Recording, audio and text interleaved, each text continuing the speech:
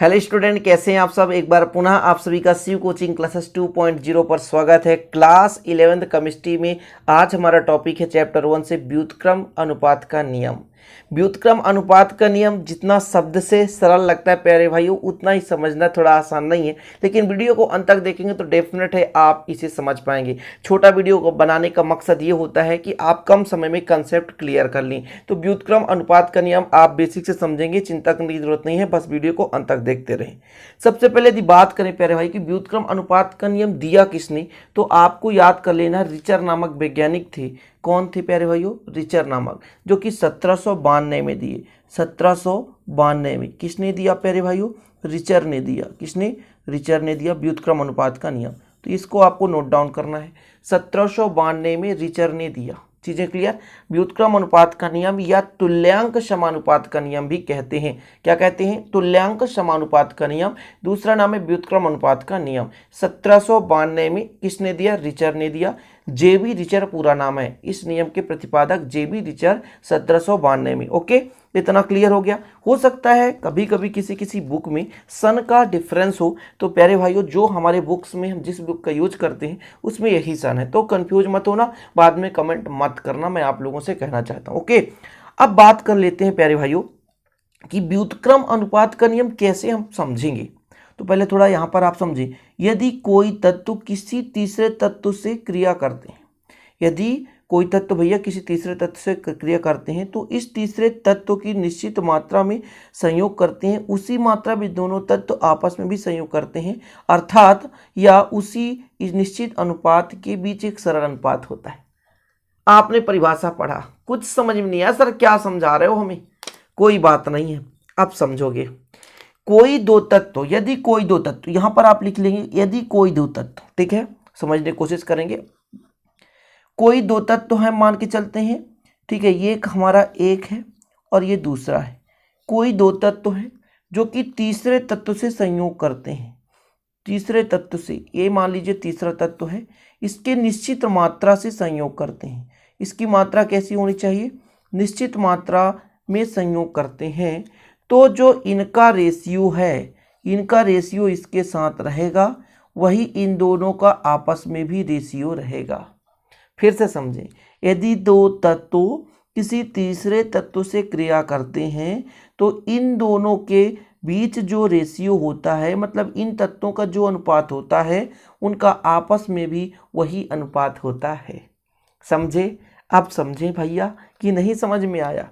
हमारे पास ए और बी दो हमारे पास तत्व थे, ए और बी दो तत्व थे, किसी तीसरे मात्रा में ये संयोग कर रहे हैं जो कि एक निश्चित मात्रा में है। क्या भैया? निश्चित मात्रा में। इसका द्रव्यमान निश्चित होना चाहिए, तब इनके बीच जो रेशियो रहेगा उनका आपस में भी वही अनुपात होगा। यानी जो ए सी के साथ जिस अनुपात में मिलता है, बी सी के साथ जिस अनुपात में मिलता है, वही इनके बीच भी इन दोनों का अनुपात होगा। समझ गए? थोड़ा और बेसिक से समझेंगे प्यारे भाइयों, लेकिन आप थोड़ा चिंता मत करना। मैंने क्या कहा?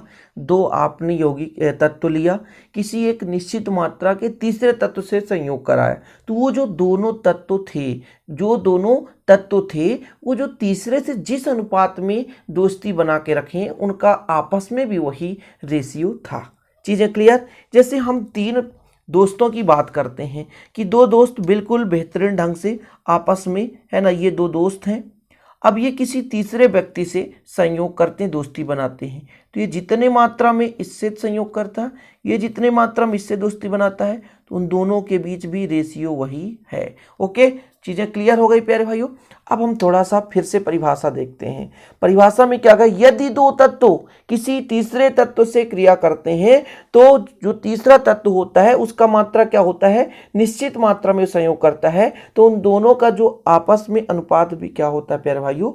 क्या होता है? निश्चित होता है। चीजें क्लियर हो गई कि यदि कोई दो तत्व तीसरे तत्व से संयोग करते हैं और तीसरे तत्व से जिस अनुपात में, जिस मात्रा में वो संयोग करते हैं, आपस में भी उनका अनुपात वही होता है। यही है व्युत्क्रम अनुपात का नियम। ठीक है, तो आप मेरे अनुसार लिखें, यदि कोई दो तत्व किसी तीसरे तत्व के साथ संयोग करते हैं, मैंने क्या कहा? यदि कोई दो तत्व किसी तीसरे तत्व के साथ संयोग करते हैं और वो जो इस तीसरे तत्व की निश्चित मात्रा में दोनों तत्व जिस अनुपात में संयोग करते हैं तो वही अनुपात उनके बीच भी होता है।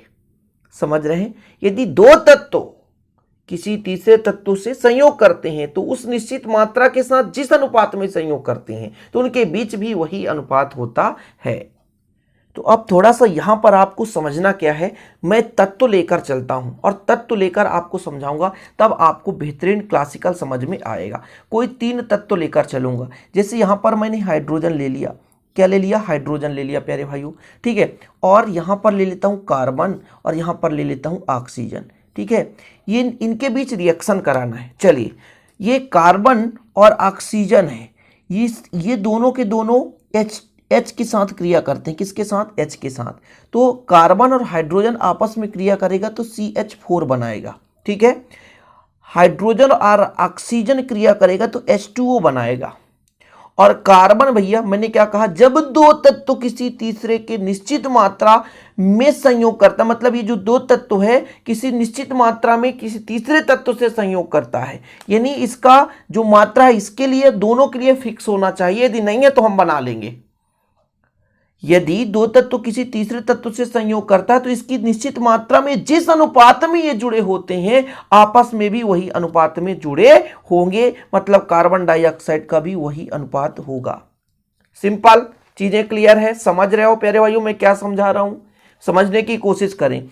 यदि मैं कह दूं कि कार्बन और हाइड्रोजन मिल करके CH4 बनाए, जिनका रेशियो है कार्बन का कितना, हाइड्रोजन कितना, 4 है, और प्यारे भाइयों कार्बन का कितना है, तो एक कार्बन का 6 दूनी 12 होता है, तो ये 4:12 हो गया।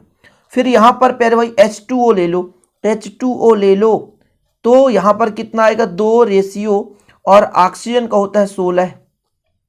अब मैंने कहा ना इसकी निश्चित मात्रा होनी चाहिए, इसको ऐसे भी हम बना सकते हैं, 2 का यदि मल्टीप्लाई कर दे तो 4:32 हो गया। अब कहोगे ऐसा क्यों कर दिए सर? तो मैंने कहा ना कि दो तत्व किसी तीसरे तत्व से संयोग करते हैं तो ये जो तीसरा तत्व है निश्चित मात्रा में है, तो ये जिस अनुपात में संयोग करते हैं आपस में भी वही अनुपात होता है। मतलब यहां पर देखें हाइड्रोजन की मात्रा 4, यहां पर भी हमने 4 बना लिया, तब जो कार्बन भैया, कार्बन व किसके बीच, ऑक्सीजन का अनुपात आप बता दो तो कितना आया इन दोनों में, कार्बन और ऑक्सीजन का अनुपात देख लो तो कार्बन 12 मान लो और ऑक्सीजन 32, 12 और 32, इतना क्लियर हो गया। अब ले लो कार्बन डाइऑक्साइड CO2, तो एक कार्बन का होता है 12 और 2 ऑक्सीजन, एक ऑक्सीजन का 16 है तो 2 ऑक्सीजन का 32। तो देख लो प्यारे भाइयों, इनके बीच कार्बन ऑक्सीजन का जो अनुपात था वही एक कंपाउंड बना, जो यौगिक बना, इसमें भी वही अनुपात है। यही व्युत्क्रम के अनुपात का नियम कहता है। और अब आपको समझ में आ गया होगा प्यारे भाई, छोटा सा यहां पर ट्रिक है समझने के लिए। मैंने क्या कहा, 2 तत्व ले लिया, क्या कहा प्यारे भाइयों, 2 तत्व ले लिया, इन दोनों तत्वों को किसी तीसरे तत्व से क्रिया करा तो यौगिक बनाए। अब यदि इस तत्व का मात्रा निश्चित है, इस तत्व का मात्रा निश्चित है, तब इन कार्बन और ऑक्सीजन के बीच जो अनुपात होगा वही अनुपात आपस में यौगिक बनाने के बाद ये उपस्थित होंगे, यानी कार्बन और ऑक्सीजन के बीच वही रेशियो होगा, यानी सरल अनुपात में होता है। जिस सरल अनुपात में इन यौगिकों में कार्बन ऑक्सीजन का अनुपात होगा वही सरल अनुपात यहां पर भी होगा। चीजें क्लियर हो गई प्यारे भाइयों? तो आप इसका क्या कर सकते हैं, एग्जाम्पल भी दे सकते हैं कि 2 तत्व थे, आप लिखें, मैं आपको विधिवत समझा दे रहा हूं, आप लिख सकते हैं 2 तत्व कार्बन और ऑक्सीजन किसी निश्चित मात्रा हाइड्रोजन से संयोग करते हैं, तब मीथेन बनता है CH4, फिर ये रेशियो लिख लेंगे, पानी बनता है तो ये रेशियो लिख लेंगे, फिर आप तब इन पर कार्बन और ऑक्सीजन के बीच रेशियो ये हो गया। इसके बाद आप लिखोगे कि कार्बन डाइऑक्साइड के बीच का अनुपात ये हो जाएगा। तो आप बता दोगे भैया कि जो भी हमारा ये 2 तत्व था जो तीसरे निश्चित मात्रा से संयोग करता था, उनमें जो अनुपात है वही अनुपात कार्बन और ऑक्सीजन से बने यौगिक के बीच है, अर्थात ये दोनों सरल गुणक होते हैं। चीजें समझ गए प्यारे भाइयों? यदि आपको पसंद आया हो और वाकई में समझ गए हो व्युत्क्रम अनुपात का नियम, तो प्लीज चैनल को सब्सक्राइब कर लें, साथ ही बेल आइकन प्रेस कर लें, दोस्तों के साथ शेयर कर दें। इसी प्रकार के वीडियो को हम प्यारे भाइयों आपको उपलब्ध कराते रहेंगे ताकि आप लोगों का तैयारी बेहतर हो सके। ठीक है, तो चलिए मिलते हैं, तब तक के लिए जय हिंद, वंदे मातरम।